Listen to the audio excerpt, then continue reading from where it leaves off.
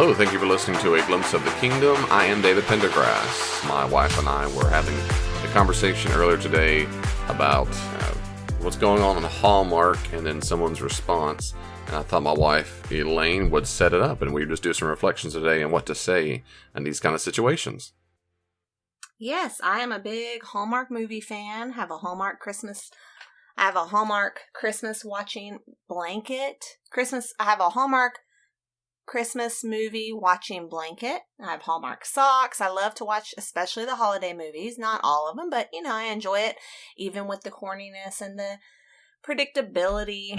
And I just recently heard and verified that the Hallmark movies for Christmas will have storylines that are more LGBTQ focused, with LGBTQ storylines and actors and things like that. And so I was quite disturbed by that. I was quite saddened by that. Hallmark movies have been known for being family friendly, and I can hear the critiques right now as I say that, so I'm sure we'll talk about that in a minute.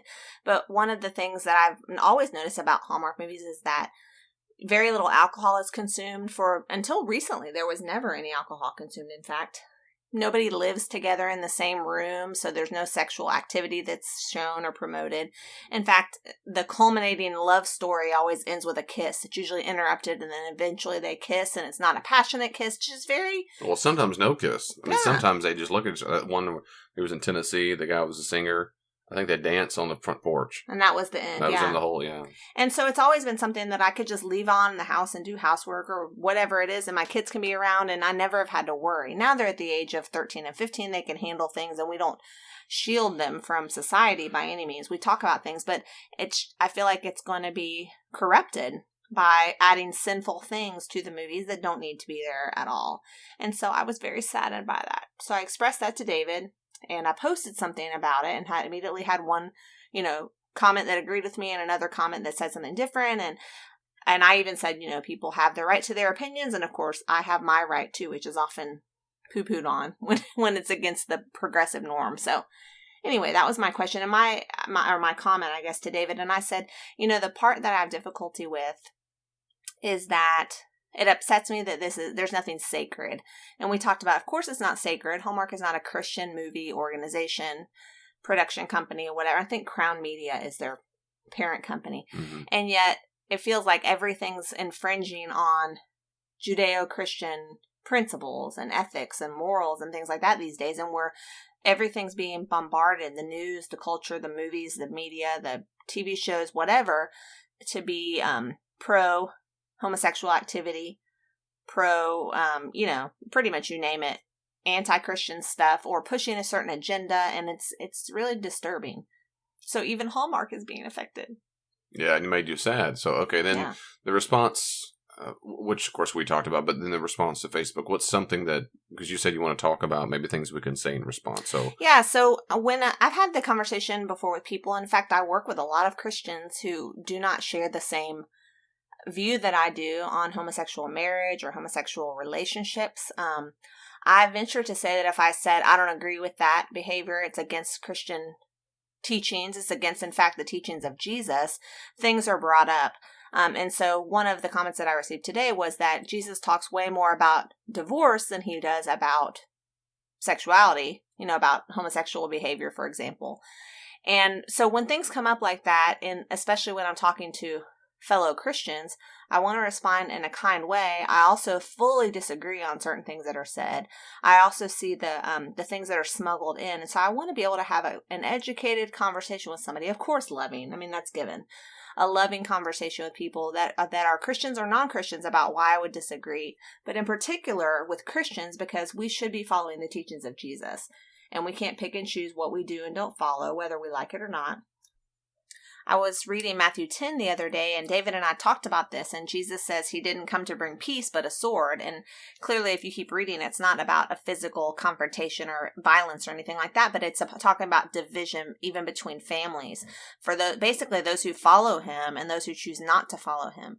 We saw this on several occasions in the last church where we worked, where there were families who would be good Christian families, we think, or good Christian people that seemed to follow the principles of Jesus. But when it came to the topic of same-sex marriage, they were completely against what Jesus taught and completely for same-sex marriage. And I always had such a struggle with that. But this is, I think, where Jesus speaks about this, those kinds of things, where if you have someone in your family, is what we saw, if you have someone in your family who is your cousin or your brother or your child or whatever, who is living a same-sex marriage or same-sex lifestyle, they would side with that person and say that that was okay, even though they would hear that Jesus said, man and woman are to be married and this sort of thing. And so it always bothered me. I thought you were going against the teachings of Jesus because you have someone that you love who disagrees or who chooses to live a different lifestyle. And that's hard. It's hard teaching. And at the same time, we have to make a decision. There are times when we must follow, all times we should follow Jesus rather than anybody else. But I see it so much in society, and even people that we know and love, that would just go against what Jesus said and agree with the lifestyle instead of go with what Jesus said and you go, you know what, I love my brother, sister, child, whatever it is. I love them deeply and they're invited in my home and I care for them and I will treat them no different, but I will not agree with what they're doing. And if it comes up in conversation, we're going to have a conversation about it, that sort of thing. Mm-hmm. And so that really bothered me, but that in Matthew 10, it reminded me of that. So I fear that, and I have seen that this whole progressive movement and the whole LGBTQ movement has really pushed its way into the church. And we've certainly seen that in mainline denominations. But it's very disturbing to me that this comes up now. And then even Christians that I know are going to have these conversations or they're adamantly going to be for same-sex marriage. And I'm not, simply because of what Jesus taught, and the New Testament clearly speaks against it. And so the conversations that come up, the kinds of things people might say are, like my friend said, Jesus talked way more about divorce than he did about... Well, if it's okay, first, I think it's good to break... not recap. I wouldn't break down one piece by piece. Okay. Because as we talked about earlier, I think it's a great example of what normal people face in these conversations and why people don't want to talk about it in the first place, because they get very nervous and scared and whatever. And as I've said on the podcast many times before, my first encouragement is understand that that's normal. You're going to have nerves and so forth. And listening to podcasts like this and discussing it ahead of time is usually the best way. You get prepared for it. And as you've heard me say many times about having those 30, 60-second talks about why you're Christian. If someone said, why are you Christian? Practice that. Practice it when you're not in the heat of the moment to say, why am I a Christian? Or if someone says, what's wrong with gay people? What's your response?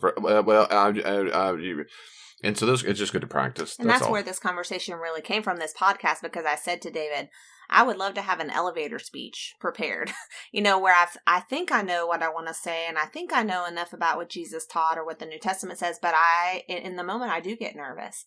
And in the moment when people throw the Bible back, that's not comfortable to me, even though I think I can speak, intelligibly against that. Not against, it sounds combative, but I would love to have just a easy, I'm comfortable with because I've practiced, because it will come up over and over and over and over. Yeah.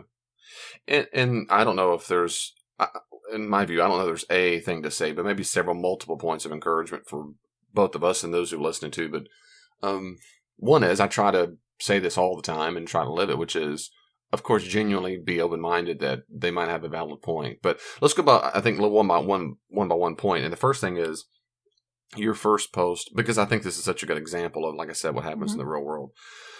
Well, first off, you went into it thinking, I'm sad that this has changed for Hallmark because Hallmark has a very special place in your heart. It does. And it made you sad. And so you post on Facebook, and of course you even asked me, should I have done it? And I said, well, what do you expect out of it?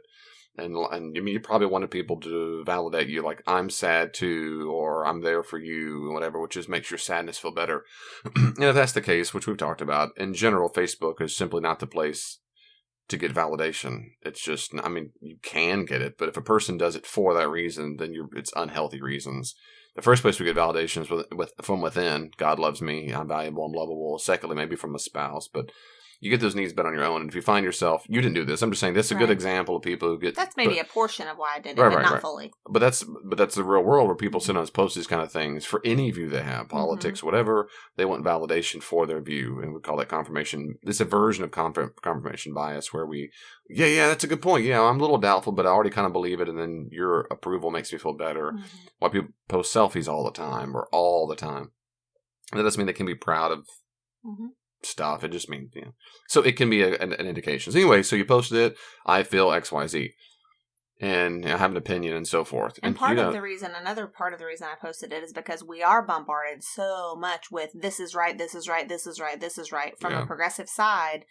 And what I mean by that is pro-LGBTQ behavior and, pro-Black Lives Matter. And it's not, of course they do matter, but the movement, which there's some disagreements there. And whatever, pretty much you name it, it's up there. And people are constantly telling us what to believe. And as Christians, I feel like very few times, I mean, my brother does it, you do it sometimes, certain places do it that say, no, I have a different view, and my view is the view of Jesus.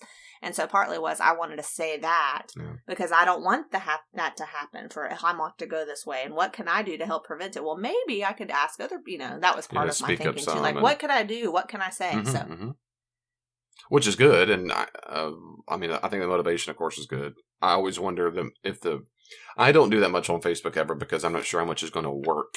I don't think I'm people I can persuade, and I think individual conversations better and so forth. But I did look up the people that I did look up the 1 million moms who boycotted, or there was an issue last year where there was a commercial with two females who got married on a commercial, and they kissed in the commercial. It was on Hallmark, and they fussed because of the family-friendly content, and it got removed, and then it was reinstated. So I looked to see, is there anything being done now? Focus on the family. A few Christian organizations before I even did anything. So my first thing, which and you can join in. I know we've had some of this discussion already, but not for the podcast. My first thought is to pay real close attention to. Well, I'll be honest. This happens. Well, I'm always honest. But I mean, I'll nuance this. This is very typical of feeler types to do what I'm about to say. It's not typical of thinker types. It's just not as typical. Doesn't mean it can't happen. It's just more typical. Where when feeler types say, I feel something, when another feeler type, who are predominantly are females, like 80 to 85% in Myers-Briggs, when they hear something with which they disagree, or the implication of something with which they disagree, they will say, well, I feel blank blank. And the other person says, well, I feel blank blank. And I feel blank blank. And so they're ending up, it's like a pretend argument. It is a pretend / real argument on pretend undertow. It's a subliminal message of what you think you're saying, instead of explicitly stating what the belief is and then asking for opinions.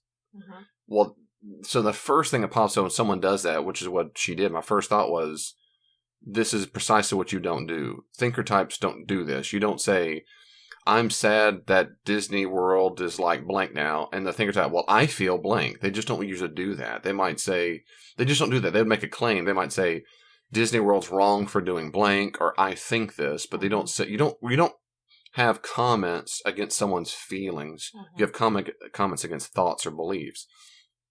And so the first thing is, if someone comments about that, is just to realize what's going on. That includes the person who likes to respond to people like that. So if you find yourself wanting to respond to someone saying, I feel like our world is so much worse off because Trump's there.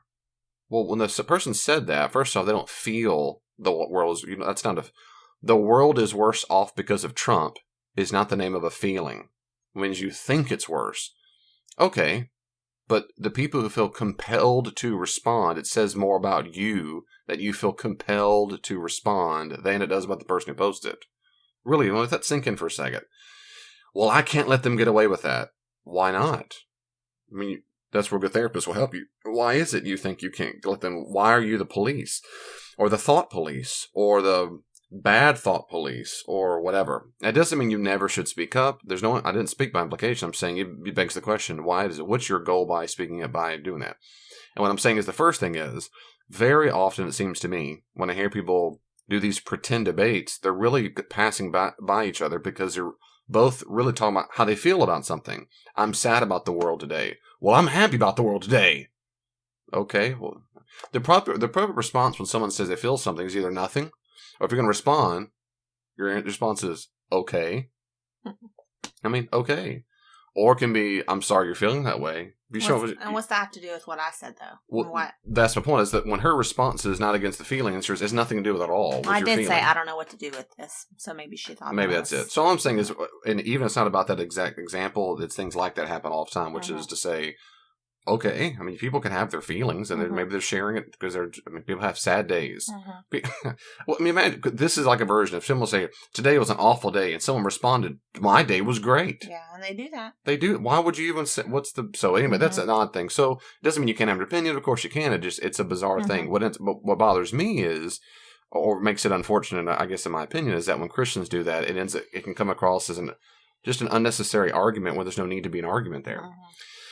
The second thing is that when there's an implied argument or message beneath it. Okay, that's what goes on there. So when she says, I think that we should just have discernment. I can't remember the exact quote now, but we should just have discernment, because you've already deleted it. We can't quote it. Right? What was the... Right, I think watch it with a discerning heart or something like that.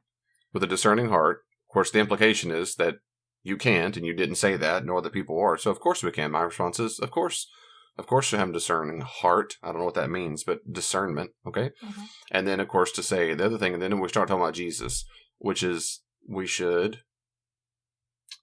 No, it wasn't we should. Remember that Jesus talked more about divorce than he did I think when Jesus spoke about more about divorce than homosexual orientation, it's okay, or to... Well, it was just kind of remember that, and it was implying that Hallmark movies have divorced people, kind of like, why does that bother you? Why can you watch it with that and not with this? And to that I would say, it was an implication, I think. My response is, a few things. One, I would say, if I were in a conversation with a person, I would say, why did you just bring that up? Because on the surface, it's completely irrelevant to what I just said. Divorce, right? I'm not talking about divorce. I'm not talking about orientation. I'm talking about whether or not Jesus talked about that. So, and I really mean this. It is not accused, or I'm really asked the question, why did you just bring that up? Help me connect what I said with what you just said, because right now I can't understand the connection at all. And so I would give them a chance. So it's not. I'm not being mean. Maybe I missed something. Maybe maybe they're just not very articulate. Right. Maybe in their mind it was very connected. Well, good for you, but it wasn't for me yet. So try again, because I'm trying to understand. And maybe they have a phenomenal point I'm just missing, but I don't know what we're talking about. And if she goes, well, all I'm saying is, if she said, well, Hallmark has tons of things that we don't support, and yet what's the big deal? Why can we have discernment? My response to that would be, okay, I understand. So your point is we can have discernment. Hallmark movies has things that are not Christian, but yet we can still watch them. My response is, and I would say, so why'd you say that? Why did you say that in response to what I said? And if she says, well, in other words, it's still not related. If she says, well, it's because you said you're upset about the gay stuff, I'll say, right. Why did you respond that way? Because your response implies it can't be both. That is, I cannot be both sad that they're going to have an overt agenda to make homosexuality in all the movies and TV shows, and not support any other sin they support, and not have discernment. In other words, what I need more. And I just need more. Divorce is very different. Divorce is well, forget that. If you ever say right now, I'm trying to figure out the chain of argument, right. And I mean that in a technical sense. But when you said sin, that made me wonder, like, doing this because it's. I don't want people to listen to this and hear divorce sin and then they go down a rabbit trail of that. No, that's fine. No. I'm trying to. I hear you. I'm saying the conversation. I'm saying what's the connection they're trying to make? Because so far it's not connecting well. Right. It's logically not connecting well, and so the question is, well, help me understand what's going on and why did you say that and what. So that's unfortunate because right now, instead of having the conversation about the connections, so all I'm saying right now, if the point is, and it was also before we judge kind of thing. Yeah, before we judge and discern. So if the point is Hallmark has other things that are not Christian and yet we can watch them with discernment, my response is, of course that's true. Sure. Of course that's true. Everything we watch, we should watch. Everything we watch, we have discernment. Absolutely. This is not bifurcated. And I can be upset if there's an overt agenda of the homosexual lifestyle. And a classic example would be, we used to watch The Bachelor years ago. Back when it first came out, we used to watch The Bachelor, Bachelorette, whatever. But then it became very sexualized. I mean, at first it was like if they kissed, it was a big deal, and then if they did the overnight suite, I don't watch it anymore. Yeah. For that, the reason is because it's so After sexualized. After a season or two, it became nothing but and it's not a Christian show, but I don't want to watch something that's promoting sexual behavior outside of marriage because that's not a Christian virtue. And so it's not healthy for me to watch that, or when I'm not around my kids if they walk in, that sort of thing. And so it's a similar example of a different thing. Of course, we're watching watch it in a discerning way, and that's the point. So the first thing, and that's why it's hard to know what the point was. Mm-hmm. If the assumption is you can't do both, you can't be both discerning and not be happy something's being celebrated, that's nonsense. Of course I can do both. Of course I'm discerning. The second thing I'd say is, when it comes to Hallmark movies, we're not talking about in the plots here and there where things are non-Christian things are in the plot here and there. If they were celebrated, you would be just as upset if they celebrated divorce. Mm-hmm. If they celebrated, and we both believe, and I don't know if you've heard, but other people from our podcast on divorce, I think there are times it is the right thing to do. Sure. But it is not something we celebrate. You don't have a divorce party, that not sort at all. of thing. Because, and so if the whole plot of the Hallmark movie was they're so happy they finally got divorced because it's so good to get divorced, or if they celebrated abortion, if they celebrated sinning, if they celebrated gossip, if they celebrated being arrogant, they celebrated being greedy, they celebrated being prideful, on and on it goes.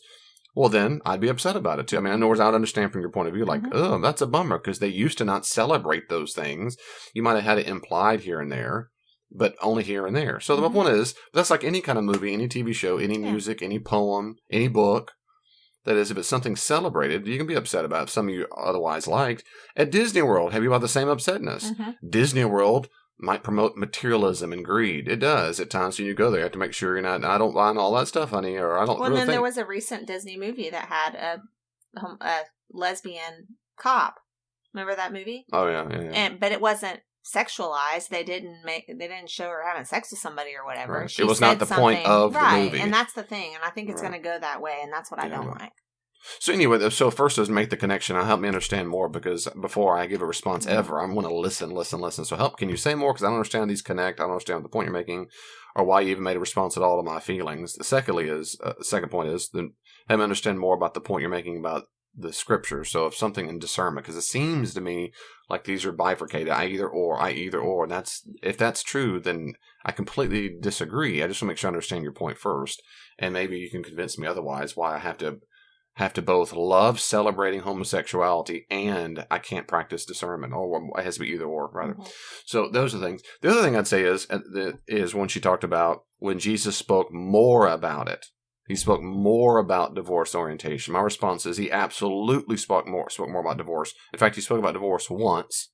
Homosexual orientation, 0. Mm-hmm. You're exactly right. He didn't speak about orientation. He did speak about sexuality. Sexuality is understood in marriage. And that's in the context of divorce. Because in Mark 10, Matthew 19 is the fullest treatment. Go to Matthew 19, 3 and following. Not to mention every other scripture verse in the entire New Testament that talks about it. But what's bothersome about that, of course, and this is well known when you have any kind of basic Bible class, is that Christians do not decide what is a moral prohibition or exhortation by counting up how many times it's spoken of by Jesus.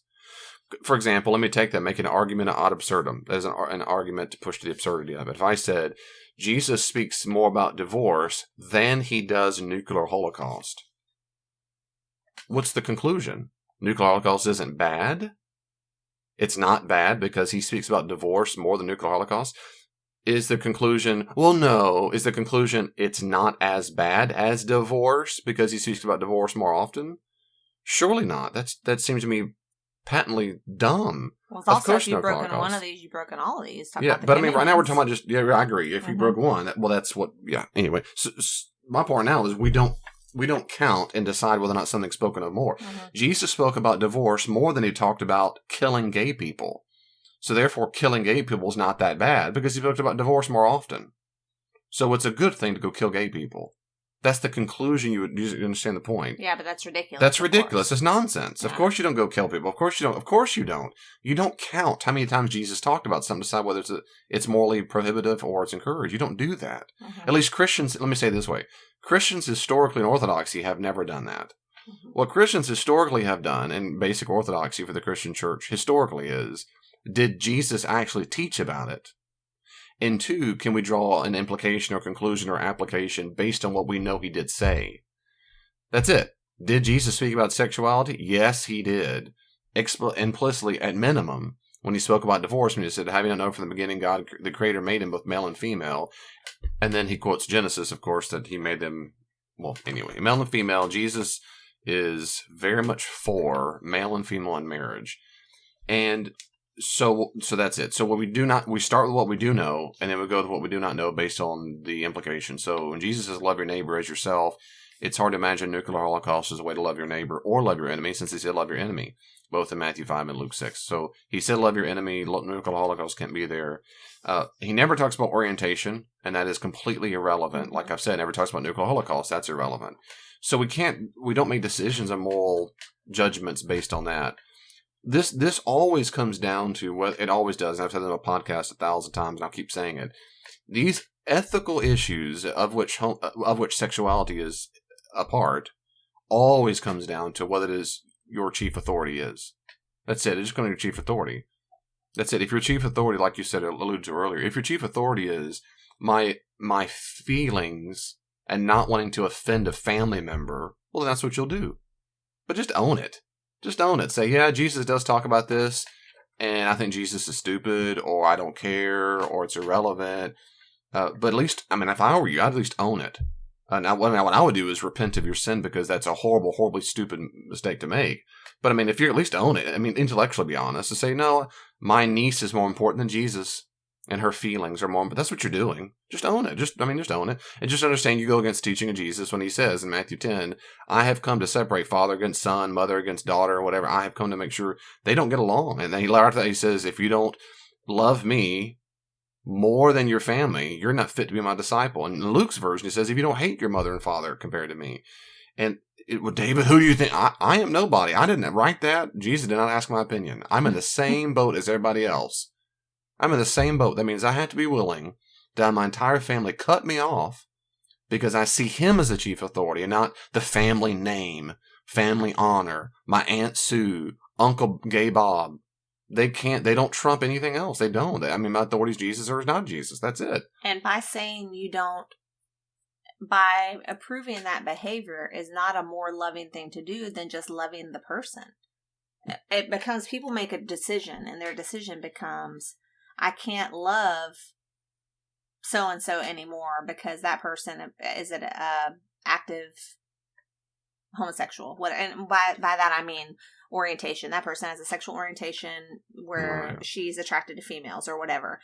Now I have to cut her off. Yeah, that's very different too, whether she's practicing or not, whatever. It doesn't mean you go tell her every time you see her that she's wrong. Right, it doesn't mean you don't hug her when you see her, invite her over, phone calls, whatever. Right. But it means you disagree with the behavior just as much as if I had and I do, we all do, that if I had family members who are gossips, and I don't approve of that gossiping behavior, and yet I still love them, I still care for them, and that's the difference. I think people think that if they don't approve of the behavior, this is where it's tricky for them. Mm-hmm. They don't approve of the behavior, and stamp of approval, you're good, do what you want, then I don't love you. And that's the And I can't hang out with you on Christmas. Yes. And I'm no longer related. I've got to cut you off in the family. Which is in all fairness, though, there are families for whom that's true. They cut them off completely. Yeah, and that's my response is that's not Christian. No. I see no reason to Jesus. I just don't see any example in the New Testament where that happens. If our children came home and said, Mom, Dad, I'm gay, I'm going to live a lifestyle of gay, whatever, we would not say, we'll never talk to you again, you're no longer a kindergarten. We would love them, and they would know that we don't approve of that behavior. If you choose not to follow that behavior, great.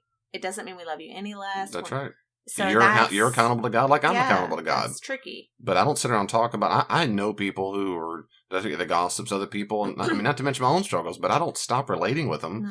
because I know they have a sin in their life. I mean, try to what in the correct world? them all the time. Yeah, I don't go around. I'm not their parent. I'm not the Lord Jesus. I'm not the Lord Jesus, and I'm not their boss. And if they're not Christians, we don't have the especially if they're not same Christian. responsibility to correct the behavior. If not they at all. profess to be Christians, that's different. So there's so much there. And then the whole label of sin is just taken out of the whole equation too. That's another thing is, we don't call it that. So we can't put now homosexual behavior in the same lump as gossip, or if you say, God forbid you say murder or something like that, you can't even put it in the same lump, which is, again, really silly and dumb, and I don't like that at all. Which means it's never talked about in the church. And then if we don't have, if there's no sin, if that's not sin, and gossip's not sin, and nothing's sin except what this agenda chooses to call sin, which is, I would say maybe not wearing a mask these days would be probably they call sin if they use the word. They would say intolerance, which just yeah. means disagreeing with them. But intolerance, or treating racial inequality, things like that, they would call sin. But it's pick and choose whatever you want to label sin. And what it does, in my view, and some would disagree, but based on many, many, many people who've put themselves in the category of progressive Christianity, Jesus ends up being a really, really, really good guy. In what we call an atonement theory, it's a moral exemplar. It's a shame he had to die, but he shows what happened. His death is just that's a bummer. But what really matters is he was a really good guy. We ought to be good people. Then why did he die? Well, because sometimes we make mistakes. And if we don't have any sin, then there's no reason for Jesus to have died. And they would say there's no point. That's the point. There is no. They would say that's the point. It was just a horrible. It's a sad tragedy. He was a really good guy. That is, it's not atoning. And that puts him in the same category as Muhammad, any other person. They might say, well, no, he was better. He was a really, really, really good guy. Yeah. He was a really good guy, and so that's good. And he taught us how to be good and loving people. Yeah, sometimes we make mistakes, not sins, or just mistakes like Bobos. And I had a whole podcast on mistake sins. I think in general that's nonsense and not biblical. Anyway, that's it. So Jesus, what he did is he's just a really good guy. And that's why it goes back. It always does an atonement theory. It's always subjective or objective. Subjective says he's a good guy. In theology, this is theology 101 class. If you study this stuff when it comes to atonement theology, he's just an example. Objective means he did something for us we could not do for ourselves. And the more you make, in the progressive Christianity, it's always the subjective. In my experience, I've never heard anybody who calls himself progressive, or even sounds like it, who has any kind of objective sense of what Jesus has done for us. And that's because we're all good people, just some are better than others. And Jesus was the best. He was a really, really good guy. And so we're not sinners. And so why even repent? Why did Jesus? Well, because he showed us what a really, really, really, really loving person is. And we're not always as loving as he could be. He's a good moral teacher. It's a fundamental distinction between that and what Orthodox Christianity historically has always said. It really is. And forget that for a second. If that bothers people, it means you're disagreeing with Jesus himself. Mm-hmm. Jesus did not think he's a good moral teacher. He didn't think that. Mm-hmm. He thought he was the origin of all moral commandments. He thought he had the authority to forgive sins. He thought that no one knows the Father but me.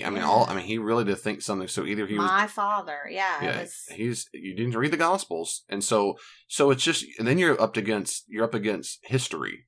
Yeah.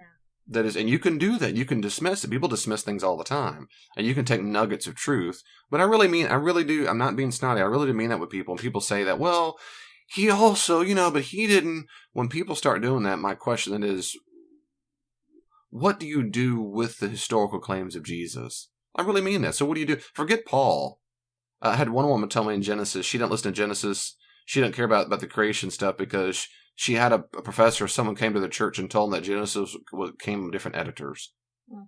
It was about the homosexual stuff. And I said, I wasn't quoting it. I was quoting Jesus. And then she just, like she didn't know Jesus didn't say anything about it. But this is more example. Like, why? What do you do with those facts that Jesus said these things? And that's it. And so it really needs to stay about him and not about whether or not I'm a conservative or whether or not who cares? Well, the only reason I mentioned the progressive thing is because it's a trend in progressive. Oh, yeah. But people will always want to make that about you. Right. Oh, it's because, your view. You're a conservative. Right. You're an evangelical. As I've said many times, evangelical. You're this, you're that. And I have always told people, I would beg people, say, as much as possible, change the conversation back to Jesus and go, well, maybe, I honestly, not to be cheesy, but I don't care what my view is. I care what Jesus said. And what do you do with when Jesus said, from the beginning, God made male and female? What do you do with that? Okay, How do you interpret that? Here's one that'll come up. The culture back then was different. Mm-hmm. The expectation was that men and women would get married and then they would have sex. They didn't have homosexual, people didn't approve of that back then. That didn't happen the same way it does now. And today we know we've progressed so much in this culture and are not that we can love anybody, and love is love. And that's, so Jesus didn't know when he was talking about them, he's going by what he knew, that they're male and female. So what do you say to that? Well, those are good. It's a good question. Unfortunately, if I'm talking to a real person, and I've done this, I think I know what you'll say. I'd say, unfortunately, everything you just said about the historical setting is incorrect. It's just mistaken. And this is where maybe if you don't trust me, and that's fine. I believe, especially if you don't know me well, I understand I'm just a dude to you. But whatever it's worth, this is one of my specialties. And I'd be happy to give you books if you like to go read from people also specialists. But Roman historians and New Testament historians who study Roman history, which I've done some, I've also learned from them, will tell you that's just demonstrably false. It's false. People in the ancient world, both Greeks and Romans, had a concept of orientation. They didn't use a Latin word for that, but they did have the concept. There's evidence for it. They did have the understanding of a lifelong monogamous relationship. They understood all those. They understood all of it. It was all over society. Nevertheless, Jews were in an environment like that where they said, nevertheless, homoerotic behavior is a sin. So I completely agree with you that the culture was different. If by that you mean Christian values and a Christian worldview is different. If you mean culture is different these days than it was back then, and as far as non-Christian, I absolutely disagree with you. There's nothing different now as normal pagans that were normal pagans back then. The difference in your practices, but some of those beliefs about sexuality are identical. Basically anything goes in the ancient world. You weren't really supposed to have sex with animals. It happens sometimes. You weren't supposed to have sex with people beyond your, above you in social status. But in general, it was a free-for-all, just like it is right now. Like people go to the bar and get laid and they hook up the one-night stands. They all ancient world all the time. It didn't really matter what we would call bisexuality. They did all the time. Homosexuality, heterosexuality, all the time. And oftentimes, my understanding is that the men would be together, the women would be together, and things like that would happen. Very common. And if I'll stop there. But the difference is, right, in Jewish culture, that was not approved of because in the Old Testament, very bizarre. They didn't. There were Greek, there were Roman, and I think some Greek, but certainly Roman, some Latin philosophers who disagree with. They said they shouldn't do that. But what they really, really fussed about wasn't homoerotic behavior as such. But when men preferred to be what they call the passive agent, when they preferred to be the person who was penetrated, that's what they really fussed at, because that was really beneath them. You're like an animal. So if you preferred that, you're worse than people who don't prefer. So you can do it. Just be the dude who puts your penis in someone else's anus. And that was Latin. Be that guy. Those are primarily Roman authors. And Greeks did the same. Greeks did it all the time.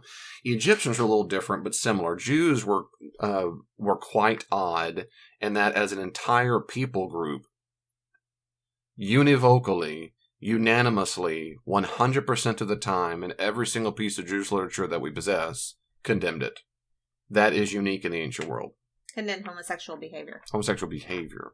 And also sexual behavior outside of marriage. Any sex outside of marriage. Animals, sex with animals, sex with your sister, your mom, your dad, with a cousin. Sex with people you're not married with. You're not married to, outside of affairs. If you were having sex outside of man and woman at marriage, it was considered an egregious sin. So it's safe to say even today that sexuality is meant to be in a marriage between a man and a woman. That's Judeo-Christian teaching.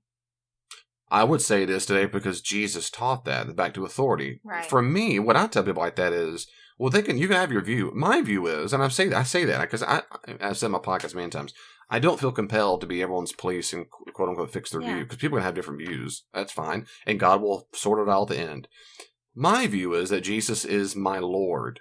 And I've said that Jesus is my Lord, which means he's my boss, which means I understand life as much as I understand it from him. I'm not doing that perfectly, but I really understand how Jesus saw the world and how we design life and how we're supposed to live it. In Jesus' view, sexuality is only in marriage. He said that explicitly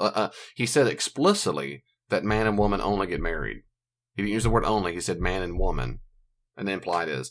And when Jesus said that, he fitted perfectly in the ancient Jewish river that never stopped until about the 1960s to 70s. You started having some Jewish literature, and certainly Christians, by the way, the same thing.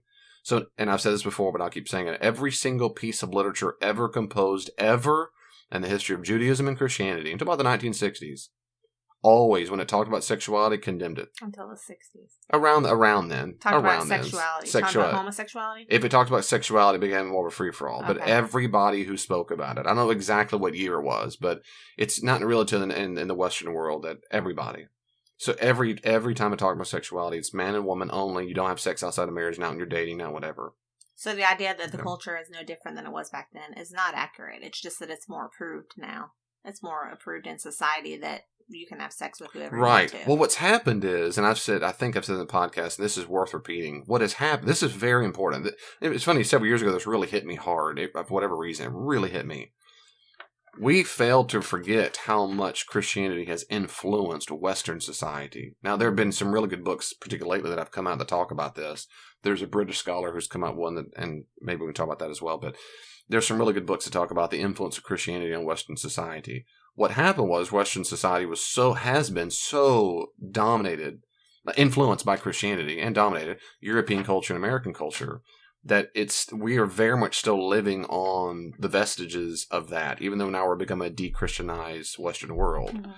When it's becoming de-Christianized and they say we are changing, we're evolving, we're adapting, we're progressing. The answer is no, we're not. We are devolving. We're going back to the way it used to be before Christianity influenced the culture, because it's always been pagan. There's always been pagans. So you might be progressing past it, but technically speaking, historically, forget what you're really, if you're a Satan worshiper, what I'm about to say is true. You're not evolving, you're devolving. That is you're going back in history before Christianity influence. You're going back to the Roman Empire before the Christianity took over. And that's what's happening. And that's what bothers Christians, especially Christians who think America is a Christian country. They are appalled by how pagan we've become. Well, you know my response. America is not a Christian country whatsoever. It's not. It is not a theocracy. It's never meant to be. But having said that, it is devolving to the way things are. This is what the world looks like when there's not a Christian influence. It's becoming more so in your TV shows, your movies, politics. It'll become more and more what it looks like. Europe, America is just right behind Europe. Europe is what it looks like right now. When you take away Christianity, it usually goes back to paganism. So when people come and say, well, it's not about sexuality, it's not about sex, it's about loving relationships. Monogamous loving relationships are different than if you go out and have sex with whoever you want to. Male, female, whatever. That's very different to have a loving, monogamous, lifelong relationship. And you've seen that a lot in society where people are getting married to the same sex and they're having children and adopting children. It's praise and all of that. And so when people talk about family values or Hallmark being family friendly, I can hear the people on the LGBTQ plus side saying, well, of course you can have family friendly values. We still have family. We love our children. We do this just like you do, kind of thing. And so that I can see as an argument coming up, which I think I can agree. Of course you can have a family. You can show loving. You can teach them morals. You can do all of those things. And you're still living against the teaching of Jesus.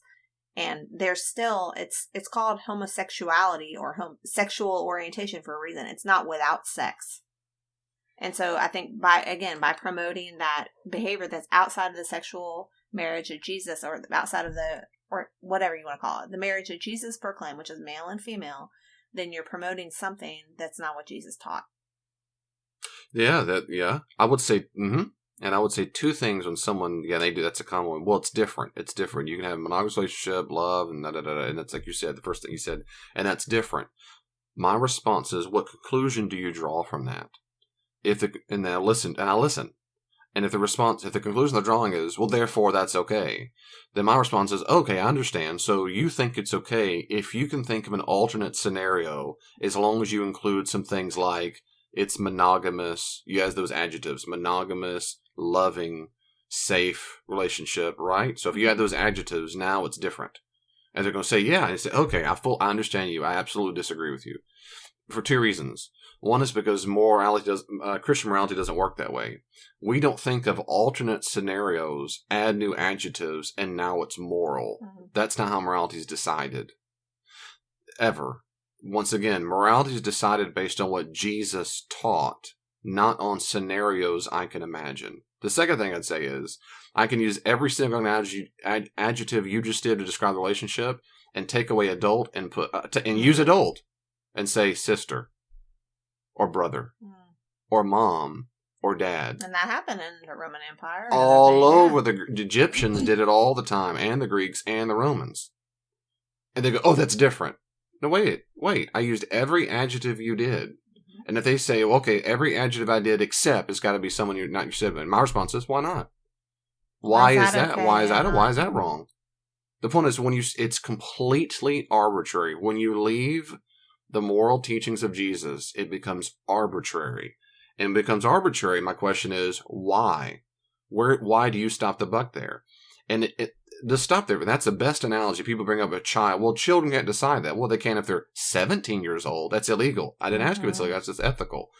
You tell me a 17-year-old and an 8-year-old can't think that much differently? Of course they think almost identical. It's a legal issue. That's it. Most cultures in the world marry children. Girls are 12 years old, 13 years old. Why is that? Because they think they're old enough to make decisions. And parents think they're okay to deal with. That's it. Where does it stop? What can I do with my dog? Use the same adjectives relationship with my horse. People do make that argument. They do make the argument. There are people who make the argument for pedophilia. They're the exact same adjectives. I will treat them well. I love them. I'll only have sex with them.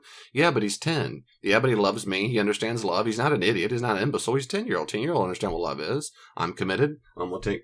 So whatever it is, but a lot of times you bring up children and animals, people get so upset. And I'm not doing it to make them upset.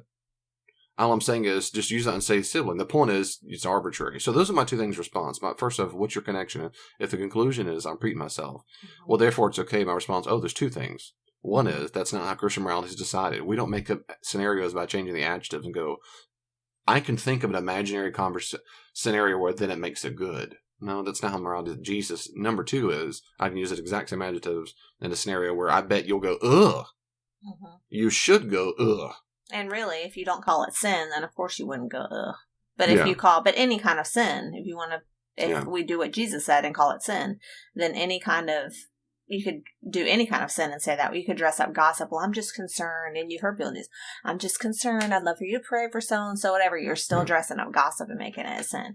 So that certainly happens. And again, I feel like I always need to make the distinction, and again, if you know a couple that is married, a gay couple that's married and has children, it doesn't mean that you can't be kind to them, love them, welcome them in your home, treat their children with respect, love. It doesn't. You should do all of those things, and you don't agree with the behavior. So there's a difference. And it's like it doesn't mean you have to correct them all the time, whatever. But if they're proclaiming Christians and they're living a lifestyle that's against the teaching of Jesus in any way, then that's when the topic comes up. And that's what partly bothers me so much is when churches are dressing this up and making it okay, because we're acting just like the world and throwing a prayer in there, or throwing a little bit of a gospel that we like, or whatever it is, throwing it in there and calling it church. And Jesus, I think, would be appalled to come in and say, "Oh my Lord, look what you're doing." If we can trust the Gospels at all, he would be he is overwhelmingly appalled. Not what he is. If the Gospels represent what he actually taught, he is appalled. He is. And I cannot wrap my mind around, still, after knowing lots of people who disagree with me on this and who I think are Christians who love Jesus and generally act like it, because we all, with the failure. I still cannot wrap my mind around why that is not labeled sin and other things are. And I think they would probably look at me and say, and I can't wrap my mind around why you're fixated on that and not on other things, but I'm not fixated on that. I just cannot understand why that's okay in their minds and other things are not. Why are we standing up against whatever it is? All the social justice stuff, which a lot of it we would agree with, and we'd say, yes, we need to stand up too. But first, we've got to decide whose side we're on. Jesus spoke about divorce more than he spoke about racism. Yeah. Why are they marching about those matters? What difference does it make? If you're counting it. Jesus spoke about that more than he spoke about social inequality. Anyway, I'm with you. I agree. And so people say you're being fixated, and yeah, that's right. It's okay. Your response is, No, I'm not being fixated. I appreciate that. I know there are some Christians who do get fixated. I do understand that, and I think that's improper. I am not fixated. I am not at all the least bit homophobic. No. I have no chronic, severe, irrational fear of homosexuals. What we're talking about now is what is morally binding in the Christian life. That's all. That's all we're talking about. If you want to pick up a new sin, pick it up. And we can.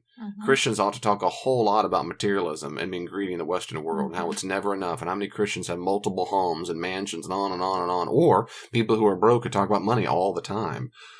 But the reason this comes up is because it's being pushed and pushed and that's pushed why the subject in society, and that's why. Yeah. And now even into my beloved Hallmark movies. Yeah. And that makes me sad. And your beloved Hallmark movies. But yeah, Christians ought to be talking about all this stuff. That's right. And the grace that God offers and so forth. But you don't need grace for sexuality if none of it's a sin. Right. Well, and clearly in certain places it's not. They're not talking about it. Yeah. Not that we need to talk about sin all the time, but we also shouldn't be living in sin all the time. If we are followers of Jesus, and I know you preach this, if we are followers of Jesus, we should be doing and saying the things that he did and said. Not maybe that we're healing or whatever, but we should be preaching the things that he preached about. Which was not all love, love, love, love, love, like you hear from so many people. Right. It was also pick up your cross and follow me. If you don't pick up your cross and follow me, you're not a disciple. You love me more than you love other family members even. You give your life for me. You, whatever it is. I mean, read the New Testament. Yeah, and I've asked people that before, and I'll wrap up on this. I've asked people before, like on this particular issue and other issues, instead of, remember, we don't ever have to be... If you can really sink in that we're not there to change their minds, that really takes the pressure off. If you're there instead to try to really listen, try to understand what they're saying, and if you can agree with anything, I've said many times on the podcast, agree with them. But if you do disagree, say, okay, but as much as possible, try to listen, try to understand, my goodness.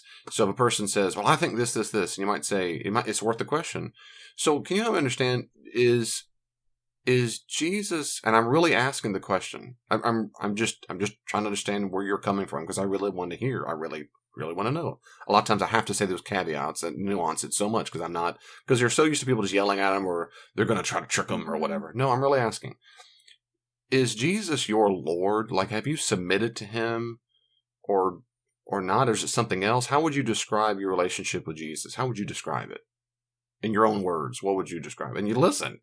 And then I go, well, maybe kind of, sort of, yeah, he's my friend, or yeah, he is. Like, oh, okay, well, he's my Lord too.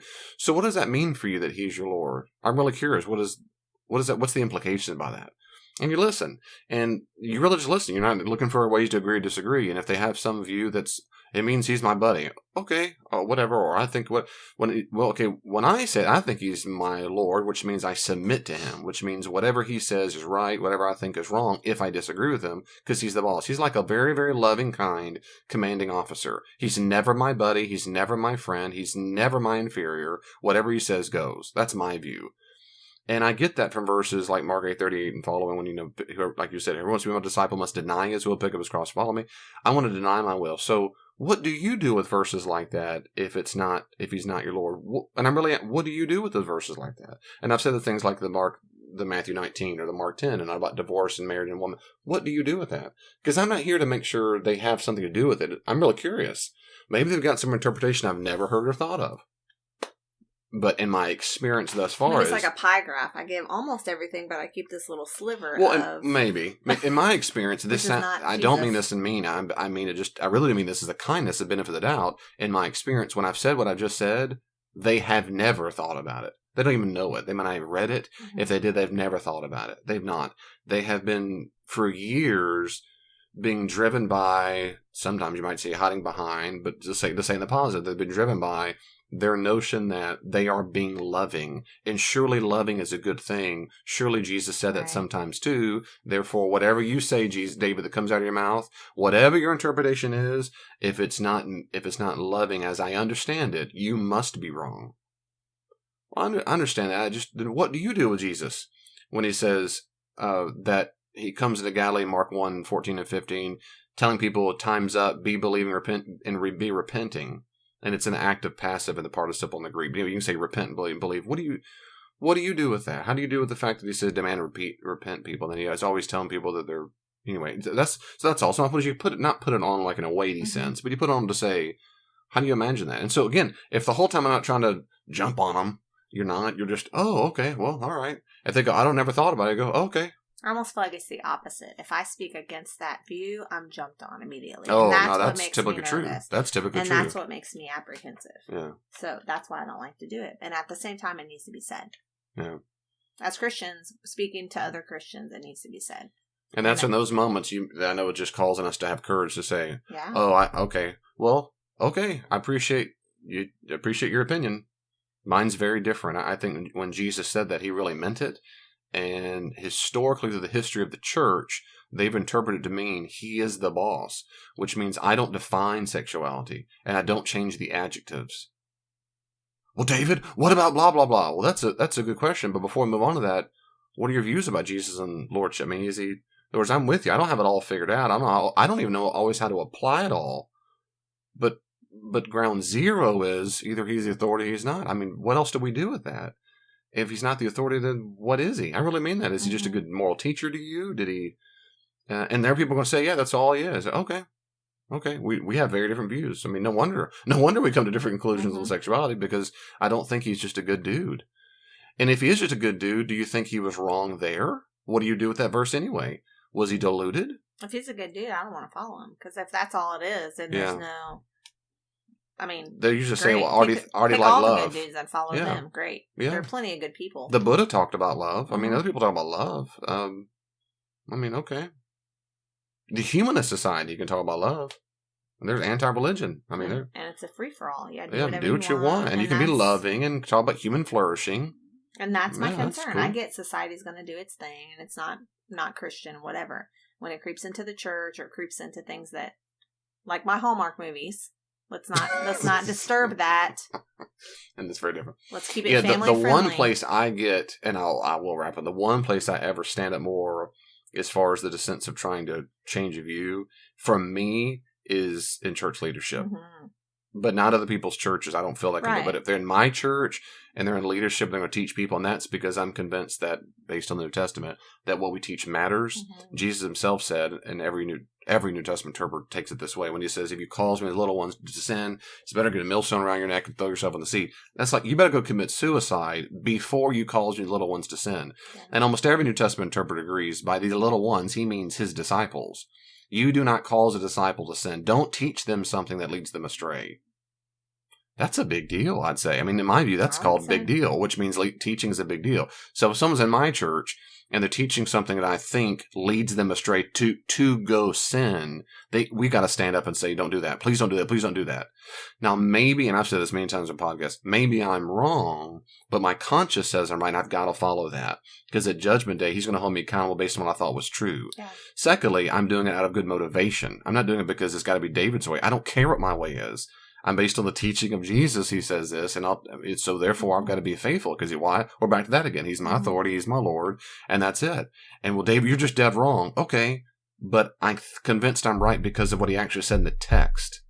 So unless you're going to tell me a different interpretation that convinces me otherwise, I've got to keep teaching this, which means, and that's the difference. That's the difference to me, is if you're teaching in the church when I can. But then doesn't mean every single time someone says anything ever. But if I'm in a church setting and I know that person's a teacher, I'm going to speak up and say, man, I really hope, let's keep talking about that. In that sense, I do hope you will change your mind because, or at least if I have the authority, I'll say you can't teach that here because I'm convinced that's mistaken. Other things you might teach, but that you can't. Well, Dave, does that mean I can't be what about their own lifestyle? Well, yeah, you might struggle with gossip, struggle with whatever. But if you're teaching people gossip is good. Or embracing then no, the answer is no. Yeah. I can't let you teach that. And I can't let you, because no, that can't be and I know you're a bigot, you're this, you're closed-minded. Well, okay. I mean, I don't like that you think that about me, but I'm okay with it. But blessed are you when blessed you're persecuted for my name's sake. Yeah. All right, Matthew 5. That's exactly right.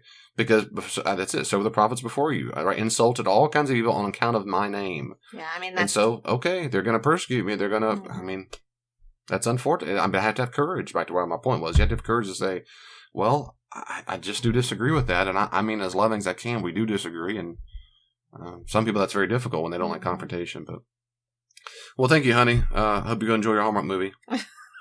I'll watch one tonight. And hope that it'll have a family-friendly storyline. I hope 2 women and dudes just make out right in front of you. And you just freak out. That'd be kind of funny. I can handle it. I just don't want it to be the norm. I can handle it. I love you. Love you. Well, the conversation isn't finished. You can always reach out to me on social media. Are you on Facebook? I am too. At Glimpse of the Kingdom. Glimpse of the Kingdom on Facebook. Be sure to like it and you can see updates there. Also, if you're on Twitter, check me out at Dr. D. Pendergrass, at Dr. D. Pendergrass, or at Glimpse the King, at Glimpse the King. And I try my best to respond to comments and questions on there as quickly as I can. If you want more, there are many more resources on the podcast and my blog. Go to my website, davidpendergrass.com, and you can see a full list of the podcast, and my blog is available for free. Are you active in a church right now? I'd be happy to come out to your church and do all kinds of classes and workshops there. Check out davidpendergrass.com, davidpendergrass.com for more information. And may God in His great grace give you even just a glimpse of His kingdom this week. See you next time.